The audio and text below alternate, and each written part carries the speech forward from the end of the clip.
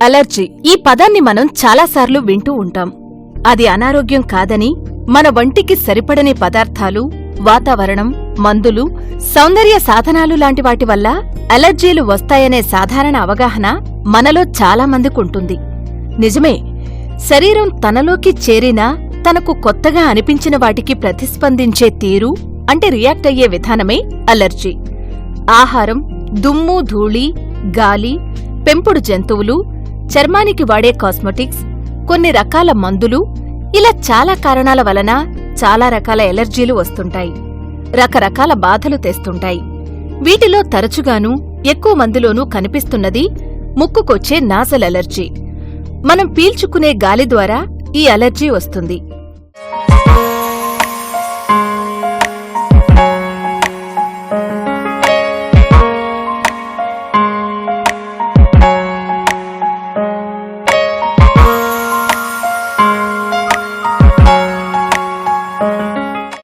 మన శరీరంలో రోగనిరోధక వ్యవస్థ నిరంతరం అప్రమత్తంగా ఉంటుంది.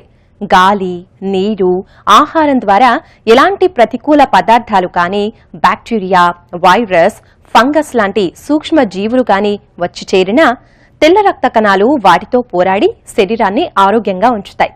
ఇంతవరకు బాగానే ఉంది. అయితే కొంతమందిలో ఈ వ్యాధి నిరోధక వ్యవస్థ శరీరానికి ఎలాంటి హాని కలిగించని వాటి పట్ల కూడా స్పందిస్తూ ఉంటుంది. అంటే హాని కలిగించని వాటిని హాని చేసేవిగా భ్రమపడుతూ ఉంటుంది. అలా భ్రమపడి అది స్పందించడం వలనే అలర్జీలు వస్తాయి.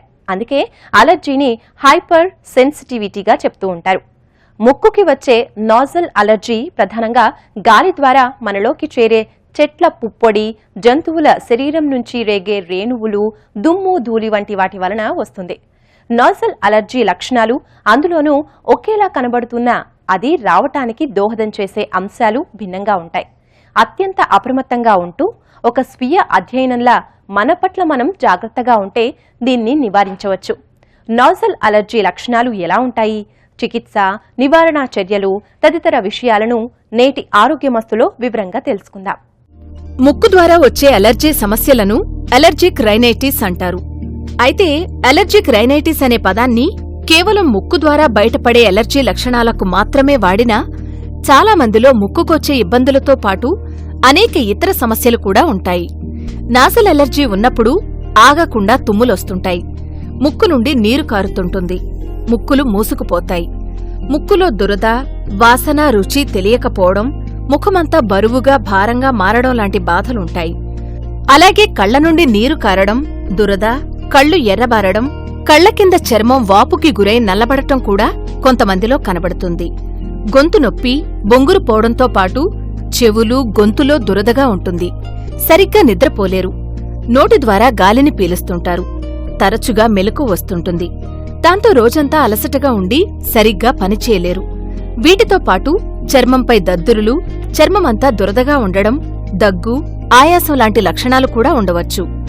ఈ లక్షణాలతో పాటు జ్వరం కూడా వస్తే హే ఫీవర్ అంటాం.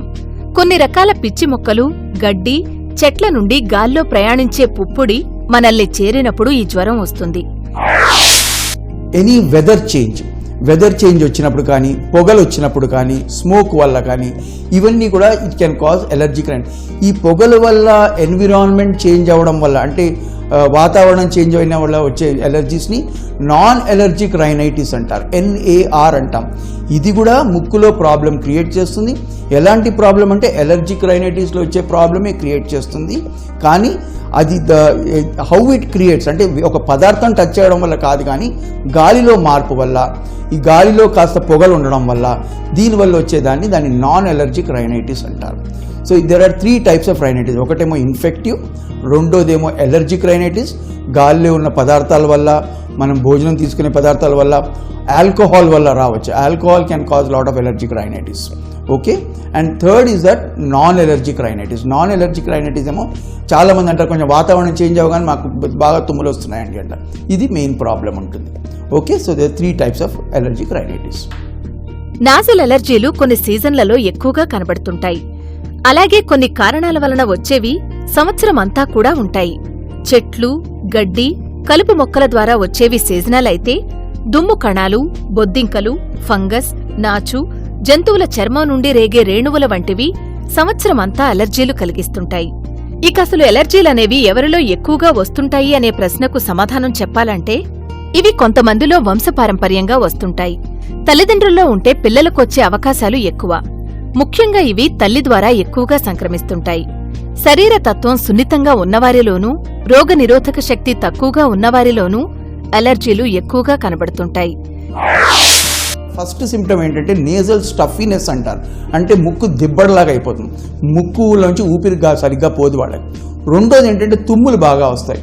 ఎప్పుడైతే ఈ ముక్కులో ఎలర్జీన్స్ పోతాయో ఆ రియాక్షన్ వల్ల ఏమవుతుందంటే బాగా ముక్కు ఉబ్బిపోయి దాంట్లో నీరు కారడం మొదలు పెడుతుంది. ఆ నీరు వల్ల బాగా తుమ్ములు కూడా వస్తాయి. సో నంబర్ 1 నేజల్ స్టఫీనెస్ అంటే ముక్కు దిబ్బడ. రెండోది తుమ్ములు బాగా వస్తాయి. అండ్ మూడోది ఏమిటంటే వాళ్ళకి బాగా ముక్కు కారుతుంటుంది. ఆ ముక్కు ఊరికే నలుపుకుని ఊరికే పైకి పీకుతుంటే ముక్కు పైన ఒక సన్న లైన్ వచ్చేస్తుంది సెంటర్లో వాళ్ళకి. ఇటు నుంచి ఇటు వరకు ఒక సన్న లైన్ వస్తుంది వాళ్ళకి. ఇది టిపికల్, దూరం నుంచి చూడొచ్చు. ఆ లైన్ కనిపించగానే వీడి బాగా ఎలర్జీ మనిషి అని చెప్పేస్తాం. ఇది నేజల్ ఎలర్జీలో సిమ్టమ్స్, మెయిన్ సిమ్టమ్స్. దీంతో సహా వేరే సిమ్టమ్స్ కూడా ఉంటాయి. హెడేక్స్, తలనొప్పులు, ఎందుకంటే ముక్కు దిబ్బడం వల్ల తలనొప్పులు వస్తాయి. కళ్ళు దురదలు, బాగా కళ్ళు దురదలు, కళ్ళు ఎర్రగా అయిపోవడం, కళ్ళ నుంచి నీళ్లు కారడం, ఇవి కూడా ఒక నెక్స్ట్ సిమ్టమ్. మూడోది జనరల్ ఫెటీగ్, అంటే వాడు బాగా టయర్డ్గా ఉంటారు. ఇలాంటి వాళ్ళ కాన్సన్ట్రేషన్ లెవెల్స్ బాగా తగ్గిపోతాయి. పనిలో ఎక్కువ కాన్సన్ట్రేట్ చేయలేరు, వాళ్ళు తొందరగా అలసిపోతారు. వాళ్ళకి సోషల్ ఇంటరాక్షన్ కూడా చికాక్గా ఉంటారు. ఇరిటబిలిటీ ఎక్కువైపోతుంది, ఎవరైనా డిస్టర్బ్ చేస్తే చికాకు ఉంటుంది వాళ్ళకి ఎక్కువగా. సో ఇవి వేరే సిమ్టమ్స్ ఆఫ్ నేజల్ ఎలర్జీ.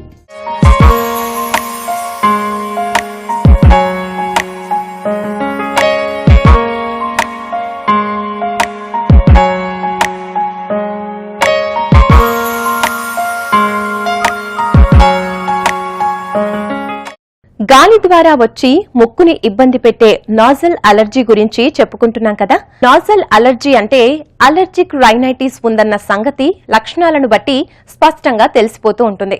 అయితే దీనికి సరైన చికిత్స అందించాలంటే అలర్జీకి కారణమైన అంశాలను వెతికి పట్టుకోవాల్సి ఉంటుంది. ఇది ఏ కాలంలో వస్తుంది, లక్షణాలు ఎలా మొదలవుతూ ఉంటాయి, బయట ఏ ప్రాంతంలో తిరుగుతున్నారు, ఇంట్లో, స్కూల్లో లేదా ఆఫీస్లో అలర్జీకి కారణమైన విషయాలను ఏమైనా ఉన్నాయా అనే వివరాలను వైద్యులు తెలుసుకుంటారు. మామూలు మందులతో ఉపశమనం కలగకపోతే కొన్ని రకాల చర్మ పరీక్షలు చేస్తారు. అలర్జిక్ రైనైటిస్ నిర్ధారణకు సంబంధించిన మరిన్ని వివరాలు మనం ఇప్పుడు తెలుసుకుందాం. సాధారణంగా గాలి, నీరు, ఆహారం ఇలా ఏ మార్గం ద్వారా అయినా మన శరీరంలోకి చేరే సూక్ష్మజీవులు విషాలను విడుదల చేసినప్పుడు వాటికి విరుగుడుగా పనిచేసే యాంటీబాడీలు మనలో తయారవుతాయి. అలాగే అలర్జీకి గురిచేసే హాని చేయని అంశాలు మనలోకి చేరినప్పుడు కూడా శరీరం వాటిని హాని చేసేవిగా భావించి యాంటీబాడీలను విడుదల చేస్తుంది. ఈ యాంటీబాడీలు శరీరంలోని కణాలు కొన్ని రకాల రసాయనాలను విడుదల చేసేలా ప్రేరేపిస్తాయి. ఈ రసాయనాలే మనలో అలర్జీ లక్షణాలను కలిగిస్తాయి.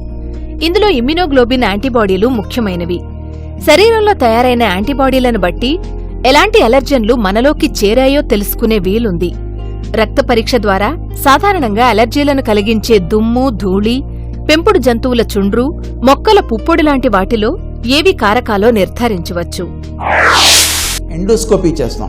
ఎండోస్కోపీ చేసి ఎంతవరకు వెనకాతల వరకు అది ఉబ్బిందో, ఎక్కడెక్కడ ఉబ్బిందో, ఈ ఉబ్బడం వల్ల వేరే ఏమైనా ప్రాబ్లమ్, సైనసెస్ ఎక్కడైనా బ్లాక్ అయ్యో లేదో కూడా చూసుకోవచ్చు. దాని తర్వాత మేము బ్లడ్ టెస్ట్ చేస్తాం. బ్లడ్ టెస్ట్లో కాస్త ఈస్నోఫిల్స్ ఏమైనా ఎక్కువ ఉన్నాయా లేదా, బ్లడ్లో ఏమైనా లోపం ఉందా ఈ ఎలర్జీ ఎక్కువ రావడం వల్ల. లాస్ట్లో ఈ ఎలర్జీ టెస్ట్ కూడా ఉంటాయి. ఎలర్జీ టెస్ట్ అంటే మన గాలిలో వచ్చే జనరల్ పదార్థాలని మేము ఇంజెక్ట్ చేసి చూసి ఏ పదార్థానికి ఎక్కువ ఎలర్జీ ఉందో అతనికి కనుక్కోవచ్చు అనమాట. అలాగే ఫుడ్ ఎలర్జీ టెస్ట్ కూడా ఉంటుంది. వేరియస్ ఫుడ్ పదార్థాలు, నార్మల్గా కొంతమంది టమాటోస్ అంటారు, కొంతమంది దొండకాయలు అంటారు, ఇలాంటి వాటిని కొంచెం లైట్గా టెస్ట్ చేసి దేంతో అయితే ఎక్కువ ఎలర్జీ వస్తుందో చూస్తాం అనమాట. So these are called allergy challenge test అంటాం. అది ఎలర్జీని వేసి అతనికి ఎక్కువగా అవుతుందా ఎలర్జీ లేదా చూసి దాన్ని బట్టి మనం చెప్పచ్చు ఈ దానికి అతనికి ఎలర్జీ ఎక్కువగా ఉందని. So number 1 is inspection and examination of the patient. Number 2 endoscopy ద్వారా. మూడోది బ్లడ్ టెస్ట్ ద్వారా. ఫోర్త్ ఏమో ఎలర్జీ టెస్ట్ ద్వారా మనం ఎలర్జీ డయాగ్నోస్ చేయొచ్చు. నాజల్ అలర్జీ చికిత్సలో భాగంగా మందులతో పాటు అలర్జీని తెచ్చిపెడుతున్న వాటికి దూరంగా ఉండమని చెబుతారు. అలర్జీ లక్షణాలు ఎలా ఉన్నాయనే దాన్ని బట్టి మందులనిస్తారు. నాసల్ అలర్జీ లక్షణాలను తక్షణమే తగ్గించే నాజల్ స్ప్రేలు, కళ్లలో వేసుకునే డ్రాప్స్ వంటివి మంచి ఉపశమనాన్నిస్తాయి. నాజల్ ఎలర్జీకి నాజల్ స్ప్రేలను ఎక్కువగా వినియోగించడం జరుగుతోంది. అలర్జిక్ రైనైటిస్ అంటే ముక్కు లోపల వాపుతో వచ్చిన బాధలు కనుక దీనికి యాంటీ ఇన్ఫ్లమేటరీ మందులు అవసరం. నాజల్ స్ప్రేలో అలాంటి బాధలకు ఉపశమనాన్నిచ్చే యాంటీ ఇన్ఫ్లమేటరీ నాజల్ స్టెరాయిడ్లుంటాయి. ఇవి మన శరీరంలో సహజంగా ఉత్పత్తి అయ్యే స్టెరాయిడ్లను పోలి ఉంటాయి కనుక నాజల్ స్టెరాయిడ్లు హానికరమైనవి కావు. So the first problem is asthmatic attacks in nasal allergy patient. Asthma పేషెంట్స్కి నేజల్ ఎలర్జీ ఉంటుంది, నేజల్ ఎలర్జీ పేషెంట్స్కి ఆస్తమా ఉంటుంది. సో నేజల్ ఎలర్జీ పేషెంట్ 40% వాళ్ళు ఆస్తమా కింద కూడా ఉంటారు వాళ్ళు. అది ఫస్ట్ ప్రాబ్లం. ఇలా ముక్కు దిబ్బడి ఇలాగే వదిలేస్తే, ఆ టర్మినేట్స్ ఇలాగే దొడ్డుగా ఉండి అలాగే వదిలేస్తే ఆ నీరు ఎక్కువగా ముక్కులో ఫామ్ అవడం వల్ల ఫంగల్ ఇన్ఫెక్షన్స్ వచ్చేస్తాయి. ఫంగల్ ఇన్ఫెక్షన్ బూజు పడుతుంది ముక్కులో. ముక్కులో ఎక్కడైతే నీరు ఎక్కువగా ఉంటుందో, ఎక్కడైతే మన సరిగ్గా గాలిపోదో అలాంటి ఏరియాస్లో ఎప్పుడు కూడా బూజు పడుతుంది. ఆ బూజు దాన్ని ఫంగల్ సైనసైటిస్ అంటారు, ఫంగల్ రైనైటిస్ అంటారు. బూజు పట్టడం వల్ల ఏమైతుంటే సైనసెస్లోకి ఇన్ఫెక్షన్ వెళ్ళిపోయి సైనసైటిస్ వచ్చేస్తుంది. నేజల్ ఎలర్జీ వల్ల ఫస్ట్ ప్రాబ్లం సైనసైటిస్. సైనసైటిస్ ఎక్కువగా ఉంటే రెక్కరెంట్గా అంటే తొందరగా ఫీవర్స్ రావడము, బాగా హెడేక్స్ రావడము, నీరసంగా ఉండడం, ఇవన్నీ ప్రాబ్లమ్స్ ఉంటాయి. ఇదే ఎలర్జీ ఇలాగే వదిలిపెడితే లోపల ఉన్న ముక్కులో ఉన్న మాంసం కండలు పెద్దగా అయిపోయి పాలిప్స్ అంటారు, ద్రాక్ష పండులాగా పెద్ద పెద్ద పాలిప్స్ లాగా అయిపోయి ఇంకా పర్మనెంట్గా ముక్కు బ్లాక్ అయిపోతుంది. దానికి ఇంకా సర్జరీ కూడా అవసరం పడేటట్టు ఉంటుంది అనమాట. So first is asthma, second is nasal allergies వల్ల వచ్చే ప్రాబ్లమ్ సైనసైటిస్, మూడోది పాలిప్ ఫార్మేషన్స్. ఈ పాలిప్ ఫార్మేషన్స్ కూడా అయ్యే ఛాన్స్ ఉంది. సో ఇలాంటి కాంప్లికేషన్స్ మనం ఉండకుండా ఉండాలి అంటే మనం తొందరగా దీన్ని ఎవాల్యుయేట్ చేసుకుని ట్రీట్మెంట్ కూడా చేసుకోవడం మంచిది. నాజల్ ఎలర్జీకి యాంటీహిస్టమిన్ మందులు ప్రభావవంతంగా పనిచేస్తాయి. ఇవి ముక్కు కారటం, దగ్గు, తుమ్ములు లాంటి సమస్యలకు ఉపశమనం కలిగిస్తాయి. ఎందుకంటే వీటన్నింటికీ కారణమైన హిస్టమిన్ అనే పదార్థాన్ని శరీరంలో ఉత్పత్తి కాకుండా ఈ మందులు నిలువరిస్తాయి. నాజల్ ఎలర్జీకి మందులు, స్ప్రేలే కాకుండా అలర్జీలకు కారణమవుతున్న రోగనిరోధక వ్యవస్థ ప్రతిచర్యని తగ్గించే చికిత్స ఇమ్యూనోథెరపీ అనేది అందుబాటులో ఉంది. ఈ ట్రీట్మెంట్ ని సాధారణంగా అలర్జీ షాట్స్ అంటారు. అలర్జీకి కారణమవుతున్న అలర్జెన్లని శరీరానికి సన్నిహితంగా తేవడం ఇందులో విశేషం. ఈ అలర్జీ షాట్స్ ని మందులతో పాటు వాడవచ్చు. ఇవి కాకుండా సెలైన్ వాటర్తో ముక్కు లోపలి భాగాలను శుభ్రం చేసే పద్ధతిని నాజల్ ఇరిగేషన్ అంటారు. సెలైన్ వాటర్ నాజల్ స్ప్రేల రూపంలోనూ లభ్యమవుతోంది. అయితే ఇది నేరుగా నీరు వాడినంత ప్రభావాన్ని చూపదు. తుమ్ములు, గొంతు సమస్యలు ఉన్నప్పుడు, ముక్కులో ద్రవాలు నిండిపోయి మూసుకుపోయినట్టుగా అనిపించినప్పుడు నాజల్ ఇరిగేషన్ పద్ధతిని వాడతారు. ఈ చికిత్సతో అలర్జీకి కారణమైన వాటిని ముక్కులోంచి బయటకు తెచ్చే అవకాశముంటుంది. నాజల్ ఇరిగేషన్ చికిత్సని అవసరాన్ని బట్టి రోజుకు 1-2 చేస్తారు. మహిళలు గర్భం దాల్చిన సమయంలో నాజల్ ఎలర్జీ మొదలైతే అది అంతకంతకు పెరుగుతుంది. గర్భంతో ఉన్న కాలమంతా కొనసాగుతుంది. కొంతమందిలో గర్భం దాల్చిన కొన్ని నెలల తరువాత ఈ లక్షణాలు కనబడతాయి. అలాగే అంతకుముందు ఎలర్జీ ఉండి మందులు వాడుతున్నవారు వాటిని గర్భం దాల్చినప్పుడు కూడా కొనసాగించవచ్చా, ఏమైనా మార్పులు అవసరమా లాంటి విషయాలను కూడా డాక్టర్ని అడిగి తెలుసుకోవాలి.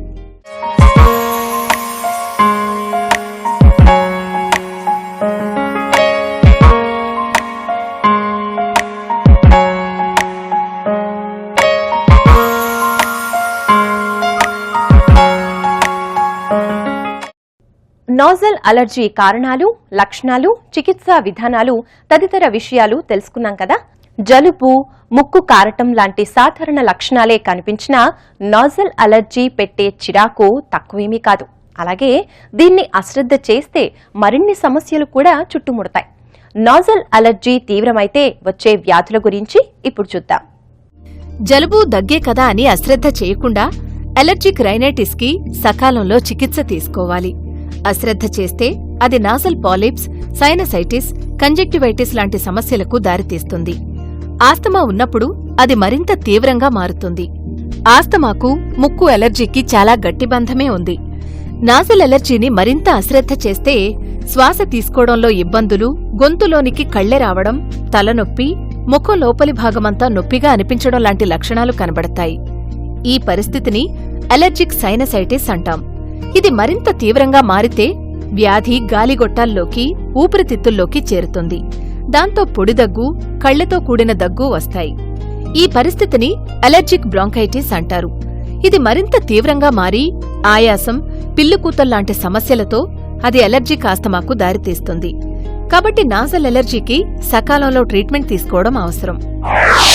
ముక్కులో ఎలర్జీకి మెయిన్ ట్రీట్మెంట్ ఏంటంటే మనం నేజల్ ఇన్హేలర్స్ అంటాం. అంటే ముక్కు లోపల పఫ్స్ లాంటివి ఉంటాయి. ఆ puffs anti allergy puffs.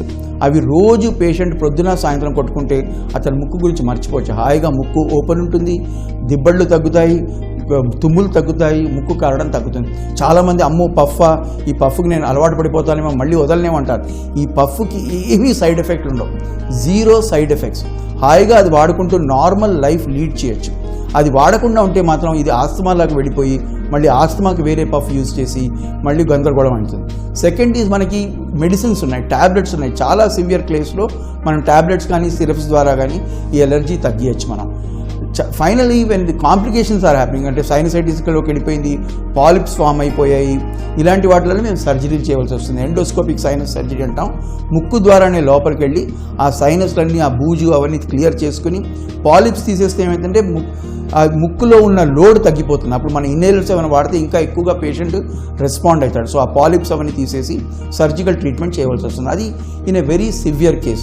Otherwise మామూలుగా ఇన్హేలర్స్ వాడుకుని ఈ దుమ్ము ధూళి నుంచి ప్రివెంట్ చేసుకుంటే most of the allergies can be well controlled. అలెర్జీకి కారణమవుతున్న వాటిని గుర్తించడం అనేది అంత సులభం కాదు. గాలిలో ఎగిరి వచ్చే పుప్పొడి రేణువులు, దుమ్ము కణాలను ఆపడం అసాధ్యమే. అయితే కొన్ని రకాల జాగ్రత్తలతో ఈ అలెర్జీలను దూరంగా ఉంచే అవకాశముంది. పగటిపూట ఇంటి కిటికీలు, తలుపులు మూసి ఉంచాలి. పోలెన్ ఎక్కువగా ఉండే మధ్యాహ్నాలు సాధ్యమైనంత వరకు బయటకు రాకుండా ఉండాలి. బయట ప్రాంతాల్లో తిరిగొచ్చాక తలస్నానం చేసి దుస్తులు మార్చుకుంటే దీని ప్రభావం తగ్గుతుంది. పోలెన్ కాకుండా నాజల్ అలెర్జీని కలిగించే అంశాల్లో పెంపుడు జంతువులు కూడా ముఖ్యమైనవే. వీటి ద్వారా అలెర్జీ వస్తున్నదనే నిర్ధారణ అయితే వాటికి దూరంగా ఉండడమే మేలు. ఒకవేళ ఇంట్లో పెట్టుంటే దాన్ని ఇల్లంతా తిరగకుండా, ముఖ్యంగా బెడ్రూంలోకి రాకుండా చూసుకోవాలి. నిద్రించే దిండ్లు, దుప్పట్లు, పరుపులు తరచుగా శుభ్రం చేస్తుండాలి. బెడ్రూంలో స్టఫ్డ్ యానిమల్ బొమ్మలుంటే వాటిని దూరంగా ఉంచడం మంచిది. ఇక మనం నిత్య జీవితంలో బూజు, నాచు అని చెప్పుకునే ఫంగస్కి దూరంగా ఉండాలి. బాత్రూమ్స్లో, వంటింట్లో, సామాన్ల కింది భాగంలో, ఆహారంలో ఎక్కడ పడితే అక్కడ ఇది పెరుగుతూ ఉంటుంది.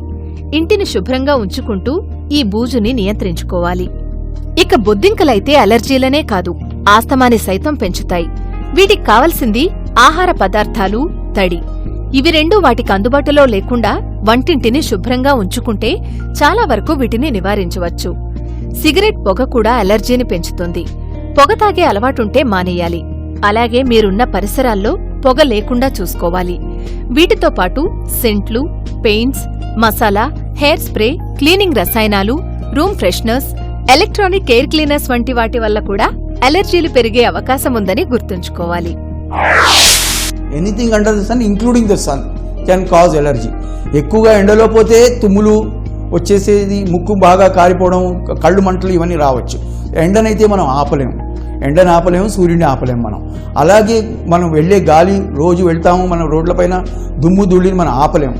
సో మనం మన జాగ్రత్తలో ఉండడం వల్ల మనం మాస్కులు కట్టుకుని వెళ్ళడం చాలా ఇంపార్టెంట్.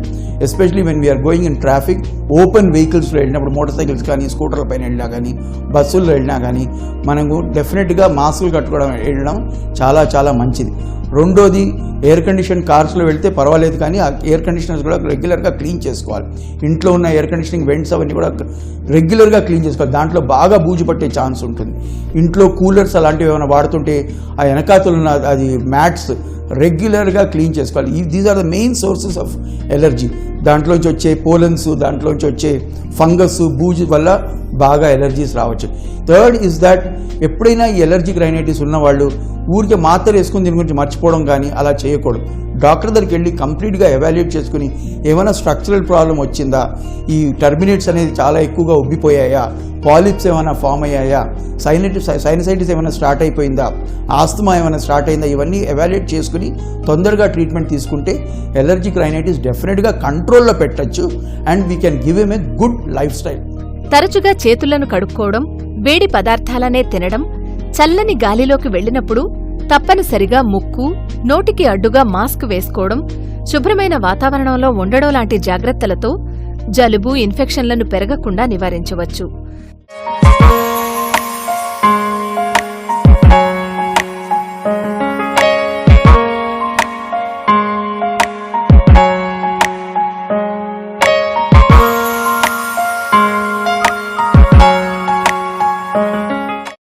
చూశారు కదా, సమస్య చిన్నదిగానే అనిపించినా నాజల్ అలర్జీ పరిష్కారంలో మాత్రం వివిధ జాగ్రత్తలు అవసరం. నాజల్ అలర్జీ మరింత తీవ్రమై వ్యాధులుగా మారకుండా తగ్గించుకోవడం, సకాలంలో తగిన మందులు వాడటం, లక్షణాలను పెంచే అలర్జన్లకు దూరంగా ఉండటం, మారుతున్న కాలాన్ని బట్టి జీవనశైలిలో తగిన మార్పులు చేసుకోవడం ఇవన్నీ అవసరమే. మరీ ముఖ్యంగా అలర్జీ ఎప్పుడు వస్తుంది, ఎందుకు వస్తుంది, ఎలాంటి పరిస్థితుల్లో పెరుగుతోంది అనే విషయాలపై అవగాహన పెంచుకుంటే దీని నివారణ సాధ్యమవుతుంది. ఇది నేటి ఆరోగ్యమస్తు కార్యక్రమం. తిరిగి మరో కార్యక్రమంలో మళ్ళీ కలుసుకుందాం. అందాక సెలవు. నమస్కారం. ఆరోగ్యమస్తు కార్యక్రమాన్ని ఆన్లైన్లో చూడాలనుకునేవారు www.youtube.com/etvlifeindia, అలాగే www.facebook.com/etvlifeindia, అలాగే ట్విట్టర్లో చూడాలనుకునేవారు www.twitter.com/etvlifeindia అని టైప్ చేసి ఈ కార్యక్రమాన్ని చూడొచ్చు.